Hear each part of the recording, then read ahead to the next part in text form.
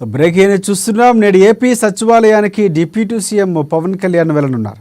ప్రమాణ స్వీకారం తర్వాత తొలిసారి ఆయన సచివాలయానికి వెళ్లి రెండవ బ్లాక్లో తనకు కేటాయించిన ఛాంబర్ను పరిశీలించబోతున్నారు పవన్ కళ్యాణ్. ఆ తర్వాత సీఎం చంద్రబాబుతో భేటీ కానున్నారు. ఏపీలో ఎన్డీఏ కూటమి ప్రభుత్వం అధికారంలోకి రావడంతో ముఖ్యమంత్రిగా చంద్రబాబు బాధ్యతలు స్వీకరించారు. ఇక జనసేన నుంచి పవన్ కళ్యాణ్ డిప్యూటీ సీఎంగా ప్రమాణ స్వీకారం చేశారు. కానీ ఇప్పటి వరకు ఆయన బాధ్యతలు చేపట్టలేదు. ఈ నెల 19న ఆయన డిప్యూటీ ముఖ్యమంత్రిగా ఇక పవన్ కళ్యాణ్ బాధ్యతలు తీసుకోబోతున్నారు. ఈ నేపథ్యంలో పదవి బాధ్యతలు చేపట్టే ఛాంబర్ను ఆయన పరిశీలించనున్నారు.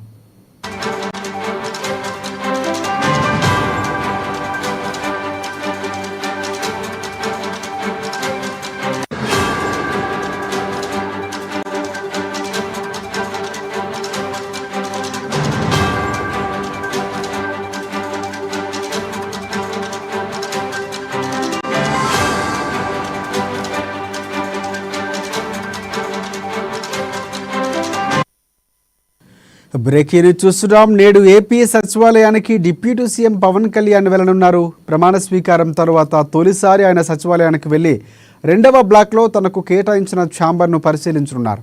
ఆ తర్వాత సీఎం చంద్రబాబుతో భేటీ కానున్నారు.